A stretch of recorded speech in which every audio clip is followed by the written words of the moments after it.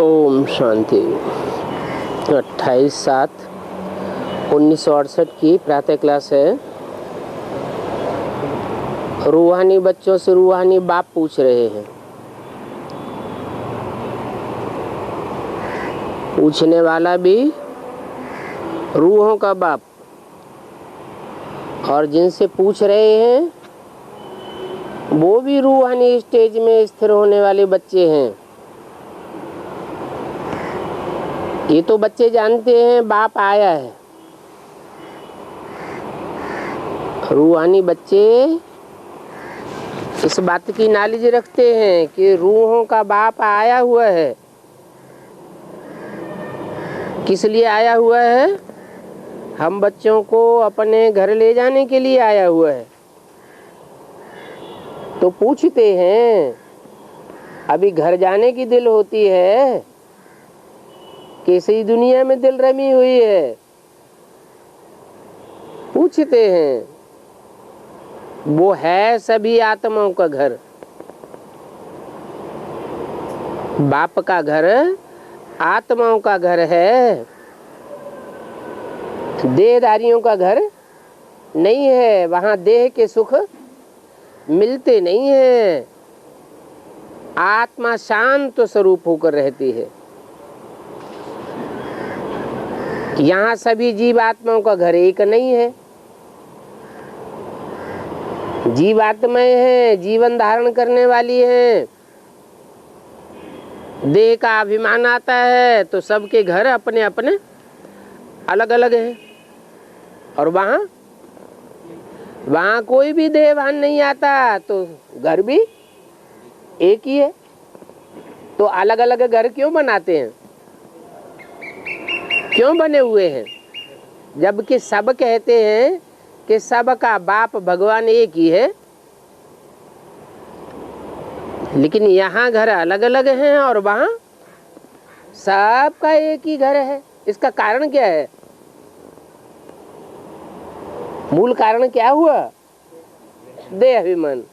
देह अभिमान होने के कारण यहाँ घरौंदे अलग अलग बनाए हुए हैं, और वहाँ सबका सब आत्माएं तो अनेक हैं, लेकिन आत्माओं का घर एक ही है।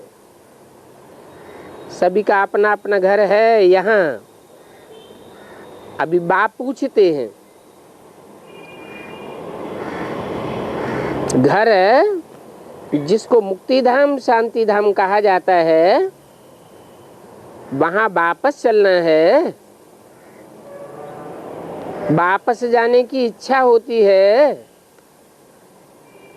दिल होती है। पूछते हैं,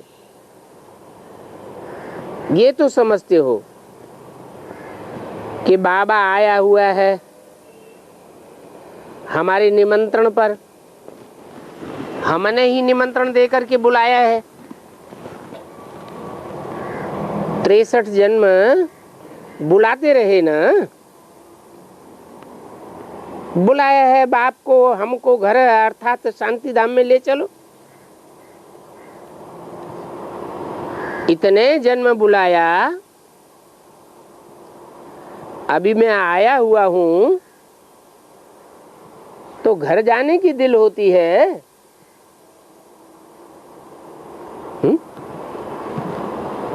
मना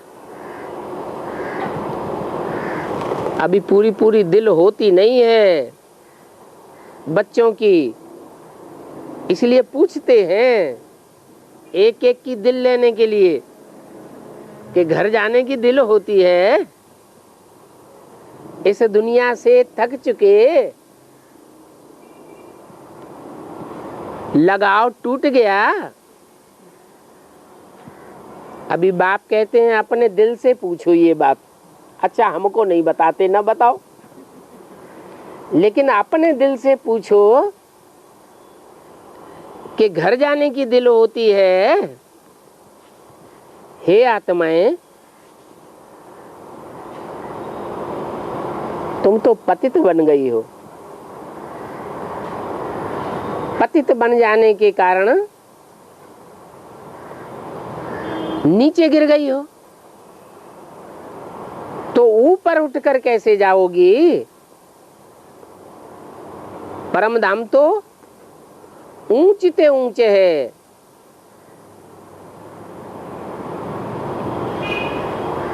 तो वहां ऊपर जाने के लिए, ऐसी ऊंची स्टेज में जाने के लिए जहां बाप का घर ऊंचते ऊंचे है, क्या करना पड़े? है? याद भी किस लिए?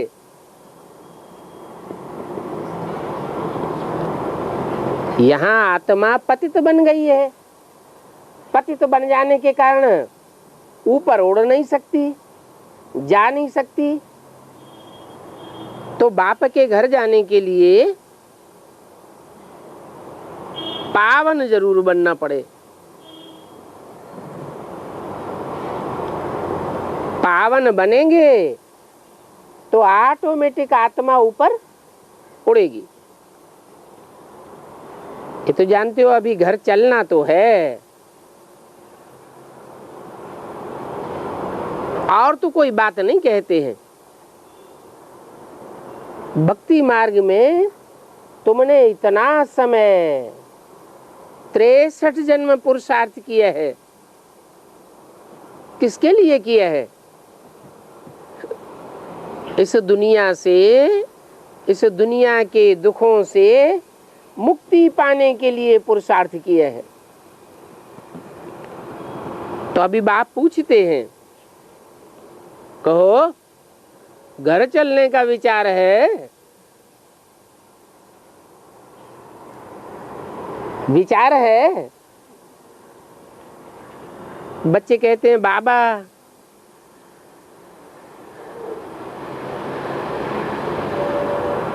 घर चलने के लिए ही तो इतने जन्म से भक्ति की है। ये भी जानते हो, जो भी जीव आत्माएं हैं सभी को ले जाना है। ऐसे नहीं कि जो पुरुषार्थ करके पावन बन जावेंगी उनको ही ले जावेंगे।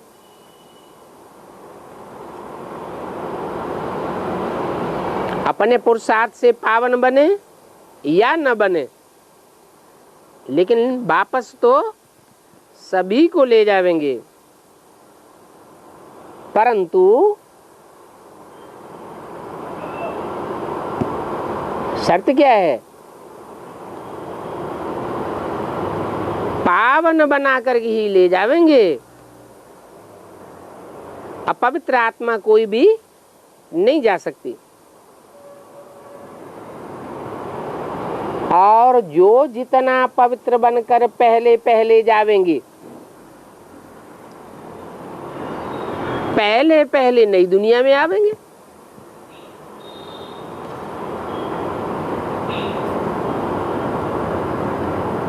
दुनिया की 4 अवस्थाएं तो होंगी ना। सतो प्रधान दुनिया ज्यादा सुख वाली, सामान्य सुख वाली, सतो सामान्य, रजो प्रधान दुनिया और तमो प्रधान दुनिया। तो जो जितना पवित्र बन करके जावेंगे उससे फायदा क्या होगा? अरे कोई अपनी स्वेच्छा से पुरुषार्थ करके पवित्र बनकर पहले जावेंगे, कोई स्वेच्छा से पुरुषार्थ नहीं करेंगे। धर्मराज की सजाएं खा करके जबरियन जाना पड़ेगा, रो पीट के बाद में जावेंगे।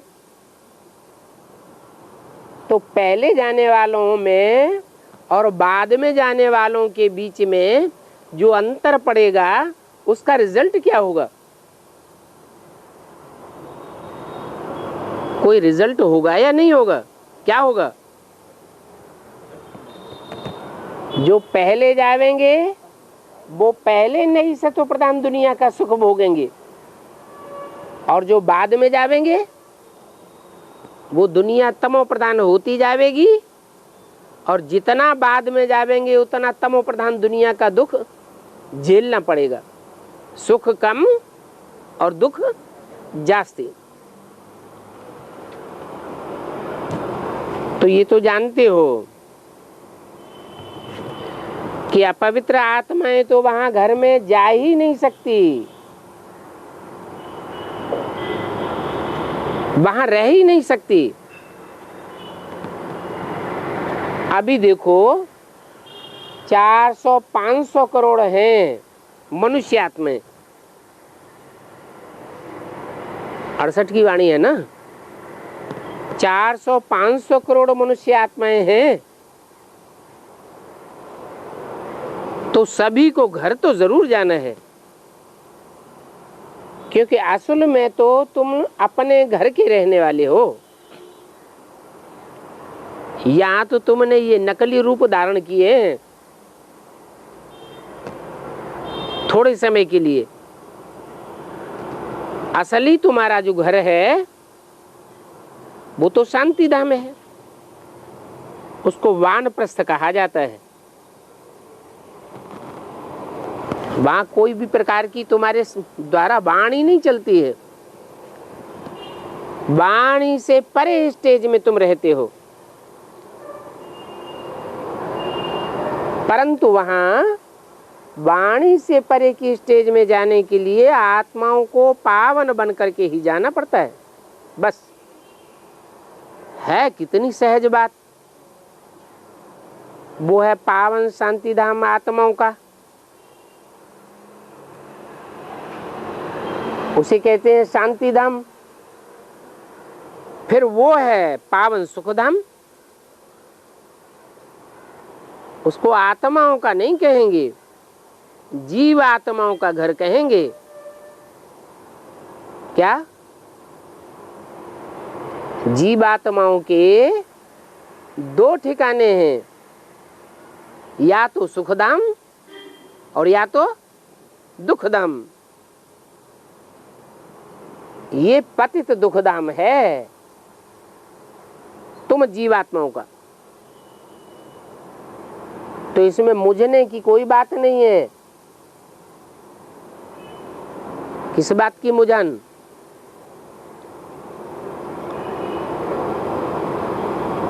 मुझन किस बात की? कि हम जीवात्माएं इस दुनिया में जब आते हैं तो कभी सुख और कभी दुख, ऐसा क्यों हो जाता है? क्यों हो जाता है?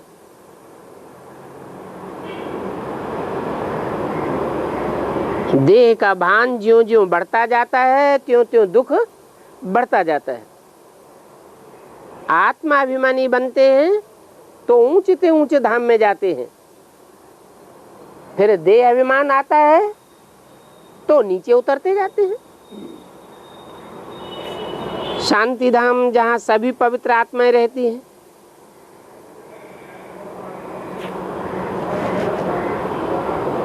सुखधाम में सभी पवित्र आत्माएं नहीं रहती हैं। क्यों? जब शांति धाम में पवित्र आत्माएं सब रहती हैं तो सुखधाम में पवित्र आत्माओं को रहना चाहिए ना, क्यों नहीं रहती? सुखधाम में वही पवित्र आत्माएं रहती हैं जिन्होंने स्वेच्छा से पुरुषार्थ किया है बाप की याद का और बाप की याद से पवित्र बनने का। जितनी सजाएं खाती हैं उतना दुख की दुनिया में नीचे उतरती रहती है। शांति धाम है आत्माओं की पवित्र दुनिया। वॉइसलेस इनकॉर्पोरियल वर्ल्ड है।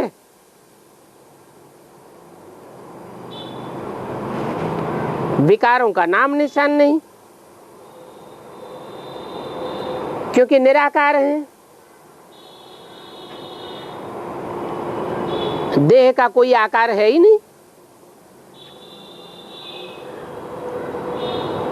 और ये है पुरानी दुनिया सभी जीवात्माओं की। और इस दुनिया में सभी जीवात्माएं पतित हैं। अभी बाप आए हैं, आत्माओं को पावन बना करके पावन दुनिया शांति धाम में सभी को ले जावेंगे। इस बात में कोई भी प्रकार का विचार नहीं करना है, बुद्धि में समझना है कि हम आत्माओं का बाप आया हुआ है।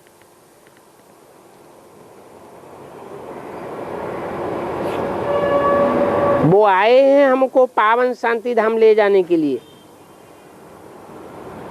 और वहां जाने का रास्ता हम भूल गए हैं। सो भूला हुआ रास्ता अभी बाप ने बताया है।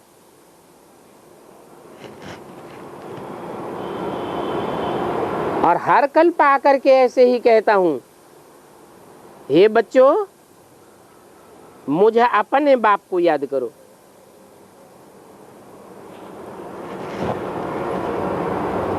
अपने बाप को याद करो।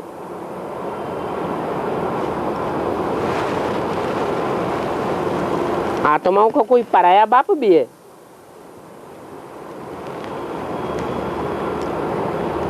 आत्माओं का बाप तो रूहानी बाप ही है। अपने बाप को याद करो, ऐसा कहने का क्या मतलब? चाहे किसी भी धर्म में कन्वर्ट होने वाली आत्मा हो, परंतु उस आत्मा का अपना अपन जो सदैव रखने वाला बाप है वो सिर्फ गॉड फादर ही है। इब्राहिम, बुद्ध, क्राइस्ट, गुरु नानक को भले बाप बनाते हैं, परंतु उनमें वो अपनापन नहीं है जो गॉड फादर में है। क्यों? क्योंकि वो ही सर्व का सदगति दाता है।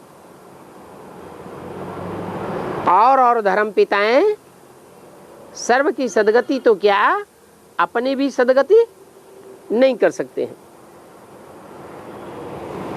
वो बेहद का बाप आकर के बच्चों को श्रीमत अथवा पैगाम देते हैं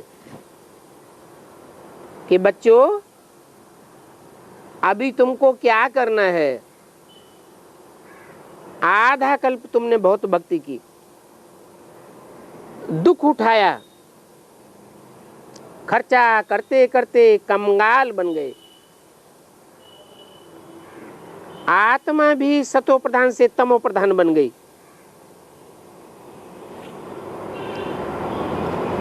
भी क्यों लगा दिया?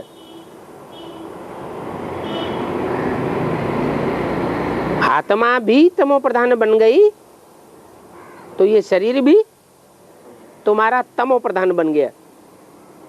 बस ये थोड़ी सी बात तुम्हारे समझने की है। अभी घर चलना है व नहीं चलना है? बच्चे कहते हैं हाँ बाबा, चलना तो जरूर है, क्योंकि वो हमारा स्वीट साइलेंस होम है। ये भी समझते हो बरोबर हम अभी पतित हैं। पतित आत्मा अपने घर नहीं जा सकती है, तो बाप कहते हैं मुझे याद करो। मुझे याद करेंगे तो मैं तो हल्का फुल्का हूं। मेरी याद से तुम्हारे अंदर भी हल्कापन आ जाएगा, पापों का बोझा कट जाएगा। कल्प कल्प आकर के तुमको यही पैगाम देता हूं कि बुद्धि से मुझे याद करो तो तुम्हारे पापों का बोझा घटती हो जाएगा। परंतु इसके लिए अपन को पहले पहले आत्मा समझो। देह भान में रहते रहते, देह के सुख भोगते भोगते आत्मा भारी हो गई। अपन को देह समझने लग पड़ी, परंतु ये देह तो खलास हो जानी है। कब? ये देह या देह भान कब खलास होगा? जब हम आत्मिक स्थिति की प्रैक्टिस करते करते आत्मा इस देह से डिटैच हो जाएगी। अभी 63 जन्म से अटैचमेंट हो गया, बाकी आत्माओं को वापस जाना है। आत्माएं वहां शरीर रूपी वस्त्र साथ नहीं ले जाती हैं, उनको कहते हैं निराकारी दुनिया। सभी निराकारी आत्माएं वहां रहती हैं, क्योंकि वो हम आत्माओं का घर है और निराकार बाप भी वहां रहते हैं।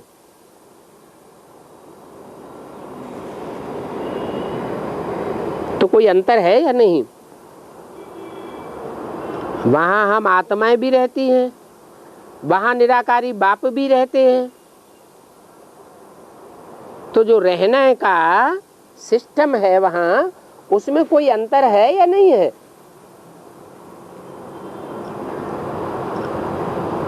कोई अंतर नहीं। सबकी स्टेज एक जैसी होगी क्या? क्यों? ऊपर नीचे क्यों? जब सब निराकारी स्टेज में हैं, किसी को देह का भान तो है नहीं, देह भान से सब परे हैं, तो फिर ऊपर नीचे क्यों? एक जैसी स्टेज में क्यों नहीं रहेंगी? है कोई स्वच्छ से प्रसाद किया, कोई फोर्स से किया। हाँ, कोई आत्माएं देह ध्यान को त्यागने में बहुत एक्सपर्ट तीखी हैं, और कोई देह भान को त्यागने में धीमी गति से पुरुषार्थ करने वाली है। तो सुप्रीम सोल, उसमें तो देह भान कभी आता ही नहीं, वो तो सबसे पहले जाता है, और जिसमें प्रवेश करता है उसको भी आप समान बना लेता है। तो वो तो नीचे रहने वाले नहीं है।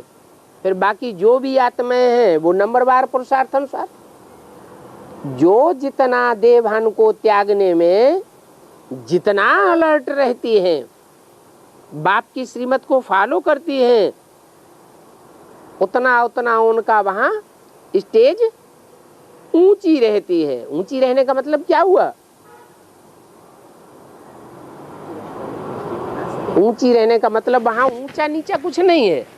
पृथ्वी गोल है, गोल पृथ्वी के ऊपर वायुमंडल है, चारों तरफ वायुमंडल के ऊपर स्पेस है, स्पेस से परे परमधाम है। तो कोई ऊपर नीचे की बात है क्या?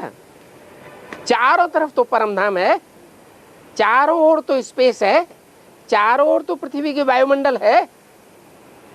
तो ऊपर नीचे वो कहें, ऊपर नीचे की बात नहीं है, परे रहने की बात है।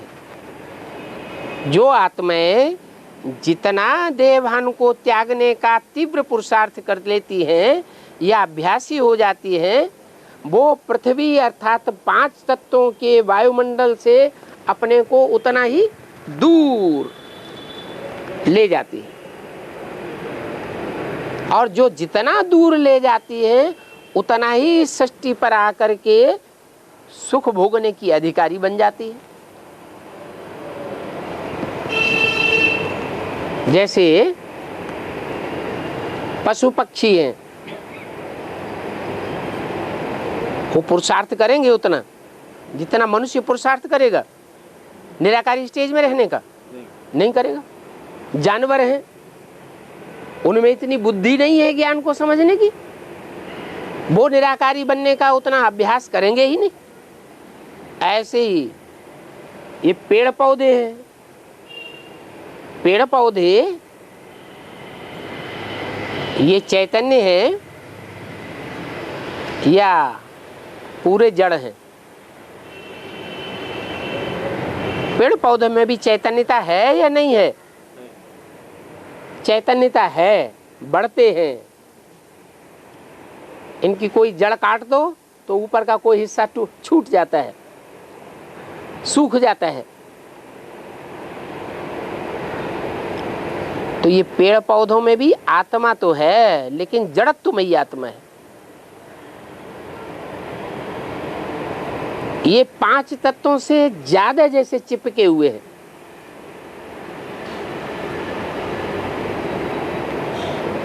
तो जो भी आत्माएं हैं, चाहे वो जड़त्वमयी हो और चाहे वो पूरी चैतन्य हो, उनकी चित्त शक्ति जो है वो परमात्मा बाप से जितना ज्यादा अटैचमेंट होगा उतनी ज्यादा चैतन्य बनती है। और जो जितनी ज्यादा चैतन्य बनती है आत्मा, वो उतनी ही पृथ्वी के 5 तत्वों के वायुमंडल से परे रहती है। और जो जितनी अटैचमेंट में रही है यहाँ, वो उतनी पृथ्वी के वायुमंडल से ऊपर नहीं जा सकेगी, परे नहीं जा सकेगी। तो बोला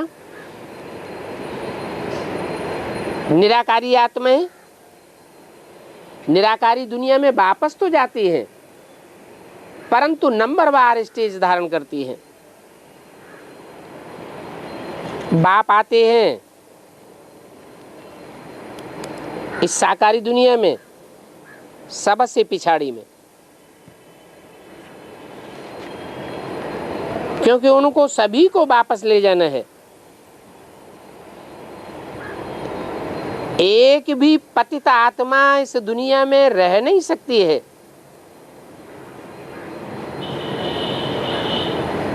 इसमें कोई मुझने व तकलीफ की कोई बात नहीं है।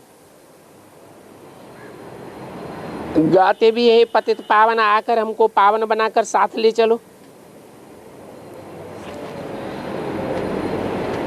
क्योंकि सभी आत्माओं का बाप है ना, तो सभी को वापस ले जावेगा। फिर जब नई दुनिया में हम आते हैं पार्ट बजाने के लिए,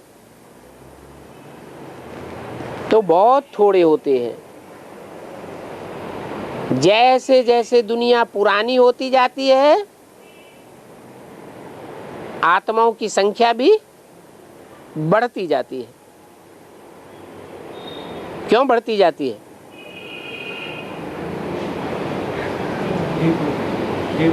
हाँ, कुछ आत्माएं हैं ऐसी जो देवभान को तीव्रता से पकड़ती हैं। कुछ आत्माएं हैं देवभान को धीमी धीमी गति से पकड़ती हैं। भले देवभान की दुनिया में आती तो हैं, पार्ट तो बजाती हैं, परंतु सबका मादा अपना अपना अलग अलग है। तो बोला कि नई दुनिया में जब हम आत्माएं आती हैं तो बहुत थोड़े होते हैं। माना नई दुनिया का सुख भोगने वाली आत्माओं की संख्या बहुत कम है। बाकी इतने करोड़ आत्माएं जो अभी इस दुनिया में हैं, वो कहाँ रहेंगी? नई दुनिया में तो बहुत थोड़े आएंगे, बाकी परमधाम में पड़ी रहती हैं। तो इसके लिए 84 के चक्र को समझाना पड़ता है कि कोई आत्मा कम पार्ट बजाने वाली है और कोई आत्माएं 84 के चक्र में जास्ती पार्ट बजाने वाली है। ये झाड़ अनेक धर्मों का वैरायटी झाड़ है।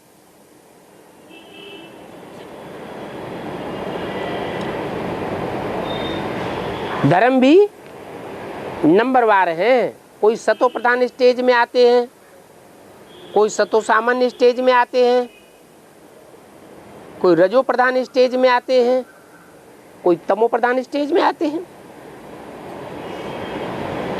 जो सतो प्रधान स्टेज में आने वाली आत्माएं हैं, वो सतो प्रधान धर्म कहा जाएगा। आती तो सब हैं, हर धर्म की आत्माएं इस षष्टि रूपी वृक्ष में आकर पाठ बजाती हैं। उसको कल्प वृक्ष कहा जाता है।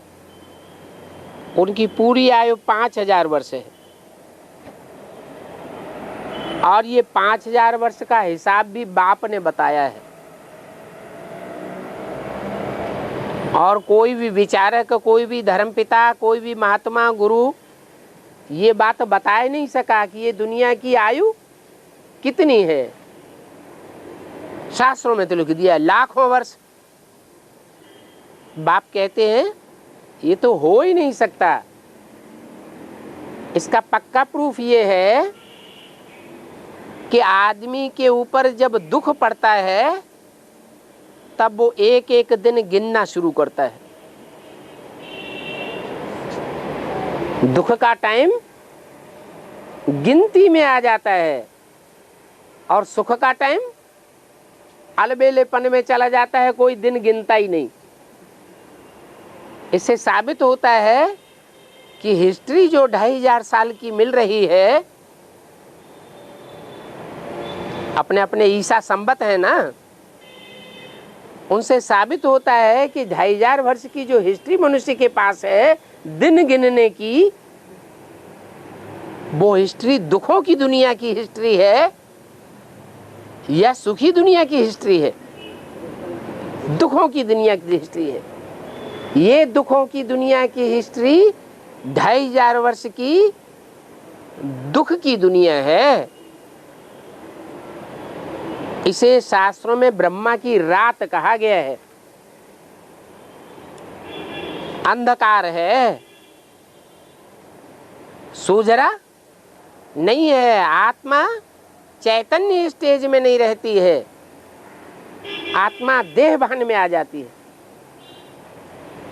अंधकार में लिप्त हो जाती है, इसलिए दुख भासता है।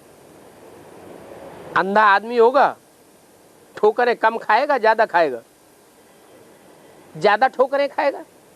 सोजरा होगा तो ठोकरें नहीं, देख देख के चलेगा। तो देवताएं जो होते हैं उनको कहेंगे सोजरी आंख वाले,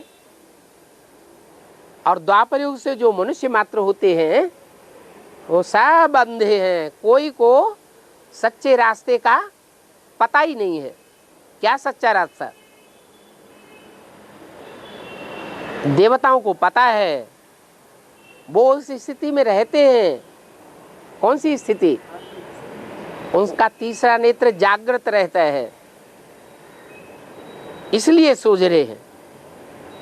और द्वापर युग से सभी मनुष्य आत्माओं का तीसरा नेत्र गायब हो जाता है। कोई अपन को आत्मा समझता ही नहीं। तो ये हिसाब बाप ने आकर के बताया है कि इस सृष्टि चक्र में 2500 वर्ष है। जो मनुष्य ने हिस्ट्री बनाई है वो है दुखों की दुनिया, और जिसकी हिस्ट्री मनुष्य के पास नहीं है,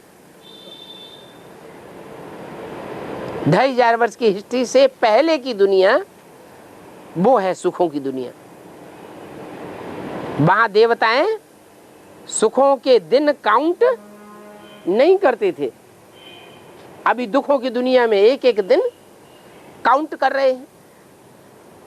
तो बाप तो पूरा हिसाब बताते हैं कि 2500 वर्ष सुख की दुनिया और 2500 वर्ष दुख की दुनिया, टोटल मिलाकर के 5000 वर्ष की ये दुनिया होती है। ये हिसाब आज तक और कोई ने नहीं बताया। कुछ भी अगर नहीं समझते हो तो पूछ सकते हो। फिर कोई पूछे ये साधु संत महात्माओं ने लाखों वर्ष क्यों कह दिया? उन्होंने इसलिए कह दिया कि अगर थोड़ी आयु बतावेंगे तो कोई पूछेगा हिसाब बताओ, तो हिसाब कैसे बतावेंगे? उन्हें तो मालूम ही नहीं। बाप तो 84 जन्म का पूरा हिसाब बताते हैं, 84 के चक्र का। मनुष्यों के पास उसका चक्र का ज्ञान है ही नहीं, तो न बताना पड़े इसलिए कह दिया लाखों वर्ष है।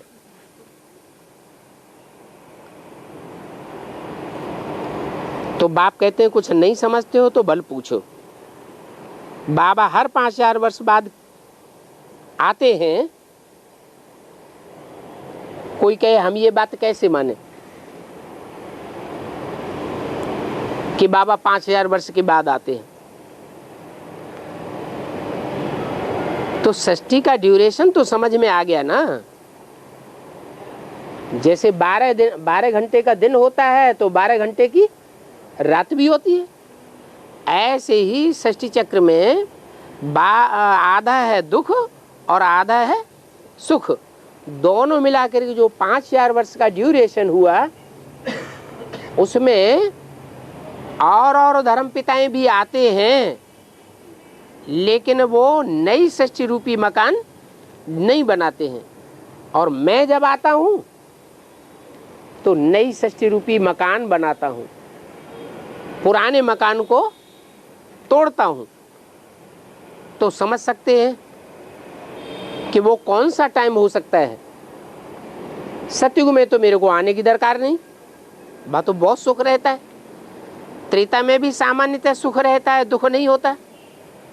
द्वापर में थोड़ा दुख होता है और ज्यादा सुख है। कलयुग ऐसा है जहां दुख ही दुख है।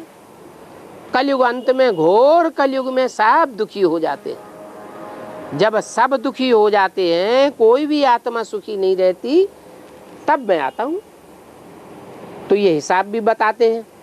कोई पूछे कि कैसे माने कि 5000 वर्ष के बाद आते हैं, तो मानना पड़ेगा ना।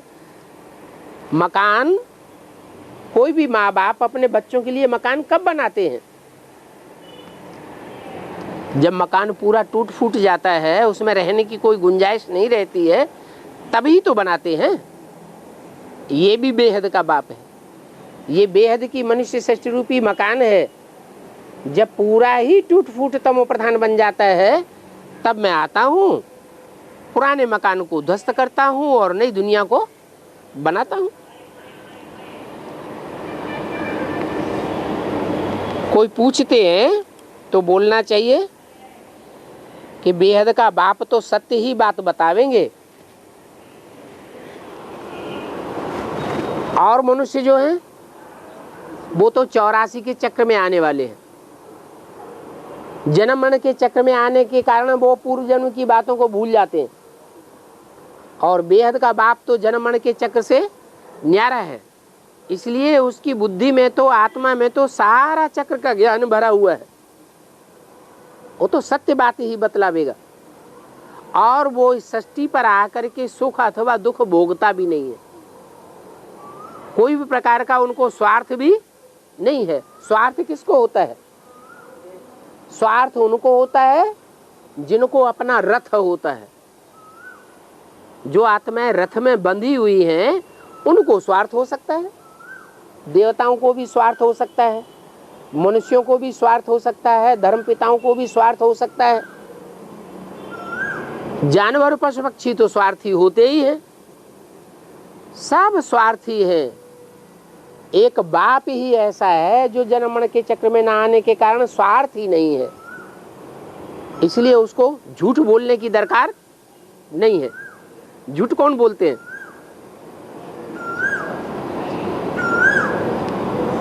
झूठ बोलने की दरकार किनको पड़ती है? जो रथ के बंधन में बंधे हुए हैं, उनको झूठ बोलने की दरकार।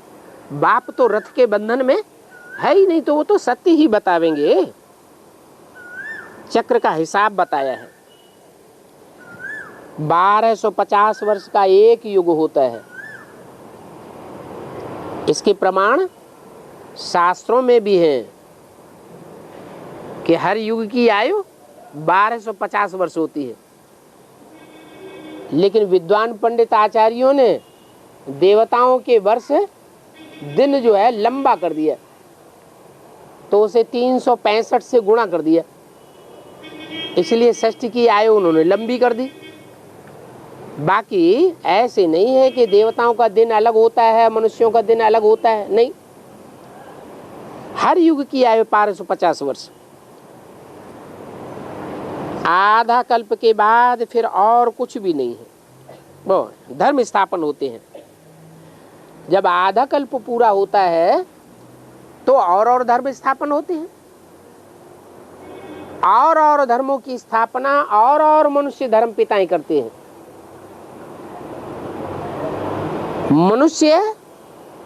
भूलें करने वाला होता है। देवताओं से भूलें नहीं होती हैं, और भगवान से तो भूल होने का सवाल है ही नहीं। तो मनुष्यों के द्वारा जो स्थापन किए हुए धर्म हैं वो अधूरे धर्म हैं, उनमें संपूर्ण सुख नहीं मिल सकता। तो और धर्म और एक सद्धर्म, इनका भी हिसाब चाहिए। मनुष्य तो सृष्टि को लाखों वर्ष कह देते हैं, समझ तो है नहीं, उल्टी सुल्टी बातें बुद्धि में बिठाए देते हैं और ही पत्थर बुद्धि बनाए देते। बाबा आकर के पत्थर बुद्धि से पारस बुद्धि बनाते हैं। इसमें भक्ति मार्ग की कोई भी वेद शास्त्र आदि की दरकार नहीं है। 28 जुलाई 68 की वाणी का दूसरा पेज। भक्ति मार्ग में भी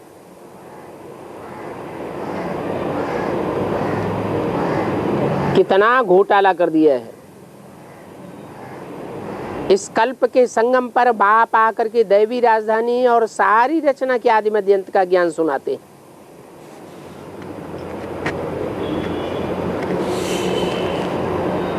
आते हैं, ज्ञान भी सुनाते हैं और फिर राजधानी भी नई दुनिया की स्थापन करके जाते हैं। राजधानी का मतलब क्या हुआ?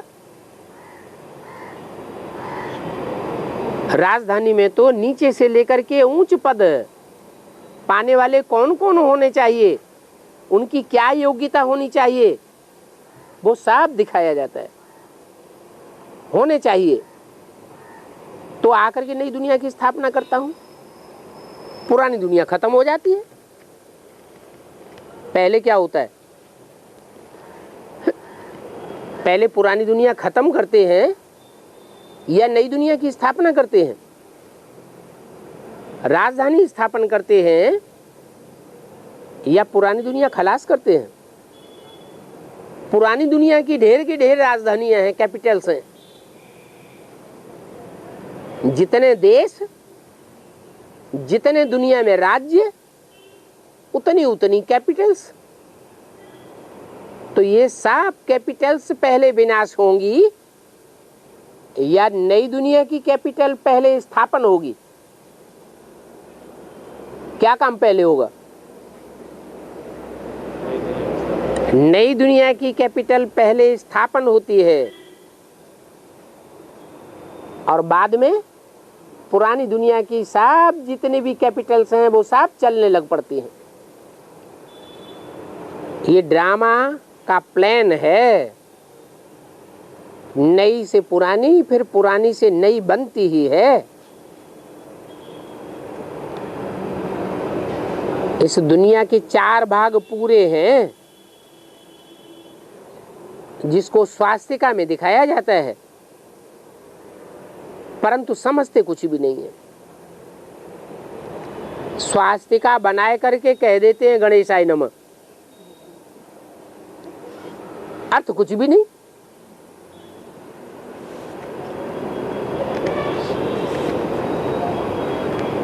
गणेशाय नमः क्यों कह देते हैं? गणेश का अर्थ क्या है? गण का अर्थ है देवगण, देवताओं का समूह, और ईश का अर्थ है उनका स्वामी। तो देवताओं का स्वामी कौन है?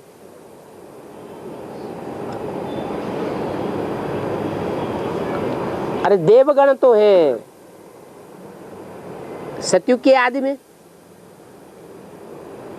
वहां ब्राह्मण है या देवगण ही है? हैं? वहां तो देवगण है। उन देवगणों का ईश्वर कौन है, स्वामी कौन है? हैं? नारायण, नर से नारायण। अरे देवताओं का जो अधिपति होगा वो तो देवता ही होगा या भगवान होगा या राक्षस होगा? देवता ही होगा। अगर भगवान को कहें तो भगवान जिस मुकर्रर रथ में आता है वो तो राक्षसों का भी बाप है और वो देवताओं का भी बाप है, लेकिन वो आत्मा कौन सी है जो देवताओं के ऊपर ही अधिपत्य करती है, राक्षसों के ऊपर अधिपत्य नहीं करती? वो कौन है? कृष्ण की सोल। कृष्ण की जो आत्मा है वो सभी देवताओं का अधिपति है। पहला पत्ता कौन है सतयुग का? कृष्ण वाली सोल। तो कृष्ण वाली सोल ही द्वापर के आदि में गणपति नहीं कही जाती है, क्योंकि वहां उतरती कला तो होती है परंतु चौथी भुजा नहीं होती सृष्टि की। सृष्टि की चौथी भुजा कहां से शुरू होती है? अरे 4 युग हैं, 4 भुजाएं दिखा दी स्वस्तिका में। तो गणेश को 4 भुजाएं दिखाते हैं या 3 दिखाते हैं? 4 भुजाएं दिखाते, तो चौथी भुजा जब तक शुरू न हो तब तक गणेश का चित्र ही अधूरा है। तो जब द्वापर खलास होता है, कलयुग शुरू होता है, तब चौथी भुजा की शुरुआत है। माने 4 हिस्सों में सारी सृष्टि बट जाती है। ये गणेश का रूप है। गण ईश, गण कहते हैं संगठन, देवताओं का संगठन, देवगण और उनका स्वामित्व करने वाली आत्मा। वो कलयुग में आने के बाद जानवरियत का रूप धारण कर लेती है। इसलिए जानवर को भी उन्होंने भगवान बना दिया, देवता बना दिया। वास्तव में भगवान कोई जानवर होता नहीं है और जानवर में आता भी नहीं है। हनुमान की पूजा, गणेश की पूजा कौन सी युग में शुरू होती है? कलयुग में शुरू होती है। तो बोला गणेशाय नमः कहते हैं, अर्थ कुछ भी नहीं। अब सूंड वाला गणेश तो कोई होता ही नहीं है। देवगणों का स्वामी वो सूंड वाला कैसे होगा? इस सूंड क्यों दिखाई है? भक्ति मार्ग में जैसे गुणों का खेल बनाए देते हैं, अथाह चित्र बनाए दिए हैं। दीपमाला पर खास दुकान निकालते हैं, काई की भांति भांति के चित्रों की दुकान निकालते हैं। किसी ने देखी है? जब दिवाली होती है तो जो चित्रों की दुकानें होती हैं वो सड़कों पे लगा देते हैं, भांति भांति के उनमें चित्र बिकते हैं और उनके अनेक चित्र होते हैं। अभी तुम समझ गए हो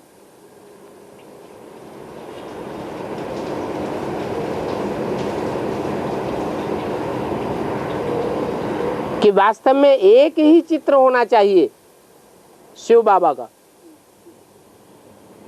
अनेक चित्रों में बुद्धि जाने से व्यभिचारी बुद्धि बन जाते हैं। एक को याद करेंगे तो अब व्यभिचारी याद होगी, अनेकों को याद करेंगे तो व्यभिचारी बुद्धि बन जाएगी।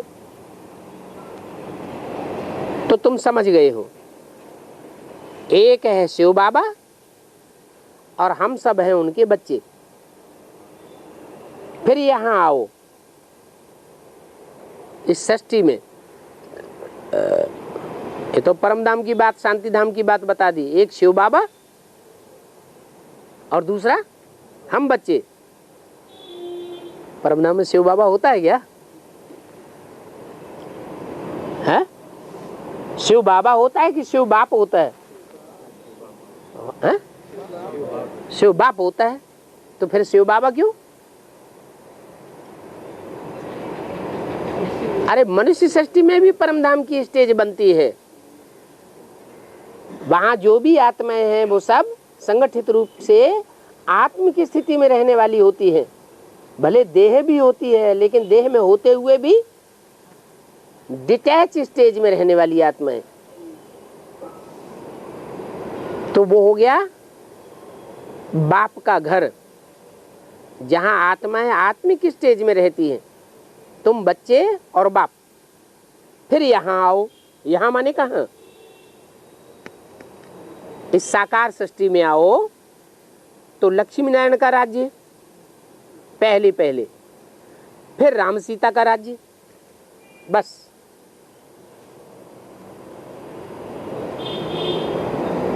यह हुआ सत्य बाप की रचना।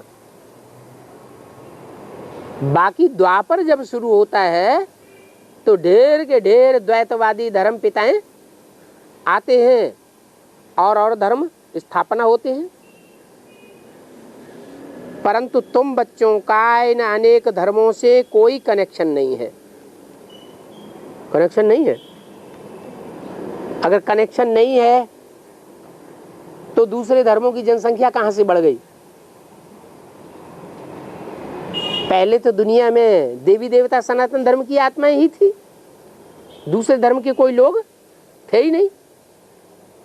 फिर उनसे अगर कनेक्शन नहीं है दूसरे धर्म वालों से, तो और धर्मों की जनसंख्या बढ़ गई और हमारा धर्म जो है लोप हो गया। ऐसा क्यों हुआ? कनेक्शन है या नहीं है? हैं? कनेक्शन है, लेकिन जो बाप के सौतेले बच्चे हैं, मातेले बच्चे नहीं हैं। आधी बातें बाप की मानते हैं और आधी बातें और धर्म पिताओं की मान लेते हैं। आज बाप के बनते हैं और कल औरों के बन जाते हैं। इस तरह के जो भारतवासी बच्चे हैं वो और धर्मों में कन्वर्ट होकर के दूसरे धर्मों की संख्या बढ़ाए देते हैं और भारतवासियों की संख्या कम हो जाती है। तो तुम बच्चों का और धर्मों से कनेक्शन नहीं है, इस बात का क्या मतलब हुआ? कि तुम बच्चे जो और धर्मों में कन्वर्ट नहीं होते हो, जिनका प्रभाव औरों पर पड़ता है, लेकिन औरों के प्रभाव को जो कभी स्वीकार नहीं करते, जो एक बाप के प्रभाव में रहते हैं। झाड़ के 3 हिस्से हैं ना, एक तो नीचे से ऊपर तक गया, न इधर गया न इधर गया। दूसरा है इधर चले गए। दूसरे तीसरे हैं जो बाईं ओर चले गए। तो कोई बच्चे ऐसे भी तो हैं जो आदि से अंत तक अपने धर्म के पक्के रहते हैं। उन बच्चों के लिए कहा कि तुम बच्चे जो, तुम्हारी शिफ्ट ऐसी है कि तुम अपने धर्म के पक्के बन करके रहते हो। तुम्हारा और धर्मों से कनेक्शन नहीं होता है। और धर्म तो अपने अपने टाइम पर आते हैं, फिर सभी को वापस भी जाना है। जब सृष्टि का अंत काल होगा, महाविनाश का टाइम होगा, तो और सब धर्म वापस चले जाएंगे और तुम्हारा सद्धर्म फिर भी बना रहेगा। तुम बच्चों को अभी घर जाना है। पहले पहले ये सारी दुनिया विनाश होती है, तो जो विनाशी दुनिया है उसमें दिल क्या लगाना, इस दुनिया में क्या रहना। इस दुनिया में दिल लगती नहीं है। तुमको दिल लगानी है एक मासूक बाप के साथ। वो कहते हैं मुझे एक के साथ दिल लगाओ, तो उसका रिजल्ट क्या होगा? है? एक के साथ दिल लगाओगे तो क्या रिजल्ट होगा? और एक के साथ दिल न लगा के औरों के साथ दिल लगी तो उसका रिजल्ट क्या होगा? मुझे एक के साथ दिल लगावेंगे तो तुम जल्दी पावन बन जावेंगे, और बीच बीच में माया आकर्षित करती रही और औरों के साथ दिल लगाते रहे तो पहले पावन बनेंगे या बाद में पावन बनेंगे? बाद में पावन बनेंगे तो बाद वाली दुख की दुनिया में आना पड़ेगा। तो कहते हैं मुझे एक के साथ दिल लगाओ तो पावन बनेंगे। अभी बहुत गई थोड़ी रही, क्या पुरुषार्थ करने की जो ये ब्राह्मणत्व की जिंदगी है वो बहुत पास हो चुकी। अभी थोड़ी सी ब्राह्मणों की दुनिया, ब्राह्मणों की जिंदगी बची हुई है। अब इसे सफल करना है। टाइम तो जाता रहता है। 8 वर्ष से फिर 7 वर्ष, फिर 6 वर्ष, फिर 5 वर्ष कहेंगे।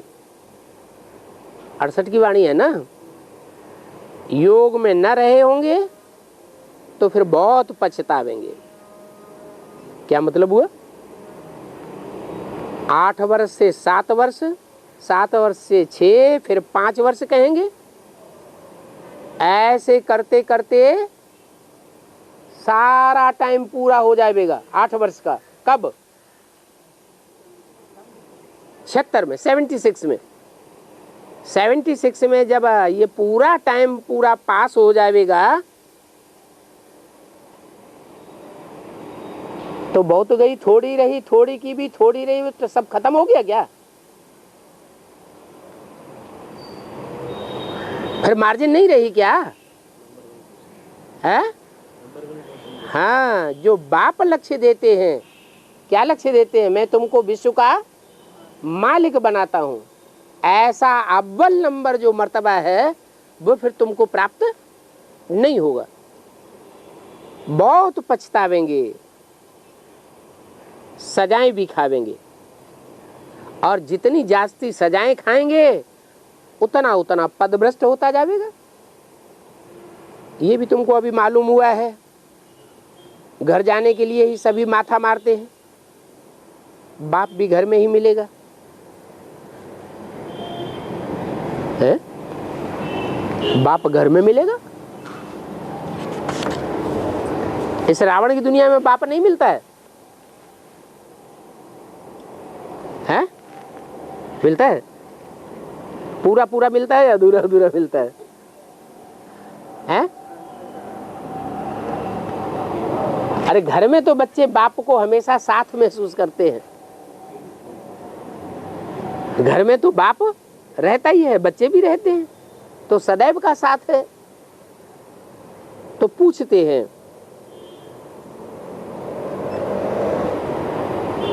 बताते हैं कि घर में ही बाप मिलेगा। वो कौन सा घर है जहां बाप मिलेगा? सदैव अवेलेबल होगा। है? है? हाँ, रूहानी बाप कहाँ? वो कौन सा घर है जहां मिलेगा? परमधाम में। वहां अनुभूति होगी मिलने की। है?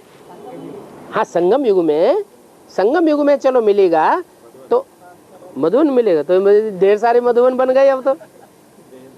है? कहीं कभी वापस तो नहीं आते बिना मिले? हैं? जाते हैं मधुबन में तो बिना मिले वापस तो नहीं आना पड़ता है? आना पड़ता है। इसका मतलब इसकी बात नहीं कही कि बेहद का परम धाम जो तुम बच्चे इस सृष्टि पर बनावेंगे उसकी बात है कि वहां सदैव तुमको बाप अवेलेबल होगा, मिलेगा। घर में ही बाप मिलेगा। सतयुग में तो नहीं मिलेगा। सतयुग त्रेता में बाप मिलेगा। राम कृष्ण वाली आत्माएं मिलेंगी लेकिन आत्माओं का बाप नहीं मिलेगा। मुक्ति धाम जाने के लिए मनुष्य कितना मेहनत करते हैं, उनको कहा जाता है भक्ति मार्ग। बाप समझाते हैं, अभी भक्ति मार्ग खलास होता है, ड्रामा अनुसार खलास होता है। अभी मैं तुमको घर ले जाने के लिए आया हुआ हूं और जरूर ले जाऊंगा। क्या? कोई कहे पता नहीं ले जाएंगे कि नहीं ले जाएंगे, तो कहते नहीं, जरूर ले जाऊंगा, छोड़ूंगा एक को भी नहीं। हाँ, जितना जो पावन बनेंगे स्वेच्छा पूर्वक अपने पुरुषार्थ के अनुसार जितना जो पावन बनेंगे उतना ऊंच पद पावेंगे। इसमें मुझने की बात नहीं है। क्या ये स्वेच्छा का सौदा है? अच्छा, स्वेच्छा से नहीं बनेंगे पावन, तब क्या होगा? है धर्मराज के डंडे खा के बनेंगे। तो एक तो डंडे भी खाने पड़े और दूसरे पद भी नीचे हो जाएगा। ओम शांति।